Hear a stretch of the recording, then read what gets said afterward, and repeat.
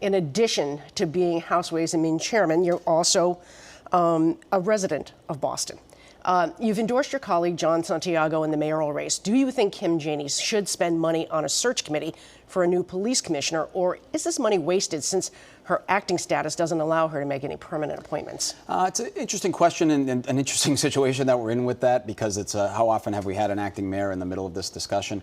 I do think the process from the prior setup with Dennis White was completely flawed from start to finish, and I appreciate where we are right now in terms of that. But I do believe that we need to we have to have some stability in the police department. I mean, we're in for an interesting summer in relation to crime in the city, and I think we need to be very careful with exactly how we're operating. But in terms of the acting mayor making decisions, I think she's got to have some flexibility. But she is the acting mayor and not the permanent mayor yet. I think until she's the permanent mayor, I don't think anything should be permanent. So you're okay with being forming a commission, spending money on it, and do you still want to hear some more answers from Marty Walsh about how everything that transpired before he took off to be labor secretary? I think that the whole process needs to be looked into from start to finish. And you want to hear more from him? I think more from everyone. I think it wasn't just Marty Walsh. As Ways and Means Chairman, you're the second most powerful member in the House behind the Speaker. There's a 32-year age difference between you and Ron Mariano. How does don't tell him that. Well, I think he can do the math himself, even though he's not Ways and Means Chair. How does he depend on you in light of the fact that there is this generational gap between the two of you? I think we've worked very well together. Some of that is, the experience in youth discussion. Although being in my 40s, that's nice to be called youth, I guess, in some respects.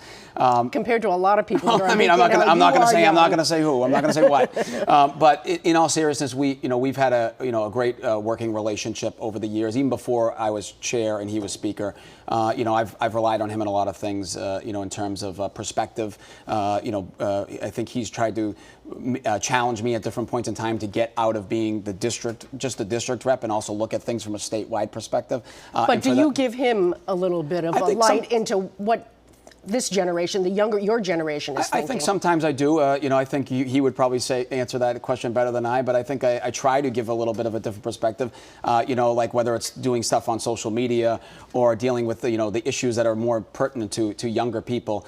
Maybe I do that. I don't know. I'd have to ask him. I never actually asked him that question. So. Is he also training you to be the next House Speaker, just in case something should happen down the road? I think that we are training to try to do the best job for the House of Representatives. That's the right political thing to say. And there's a lot at hand. As you mentioned, a number of things that you just talked about. We have a busy part of the session coming up here with the end of the budget cycle, the federal dollars discussion, the state of emergency that we're trying to figure out what to do with after that ends. So there's a lot on the table, and I think that's what we're training to do. Okay, he's not going to answer the question, but that's okay. That's the right thing to do politically. Our thanks to Aaron Michaelwitz.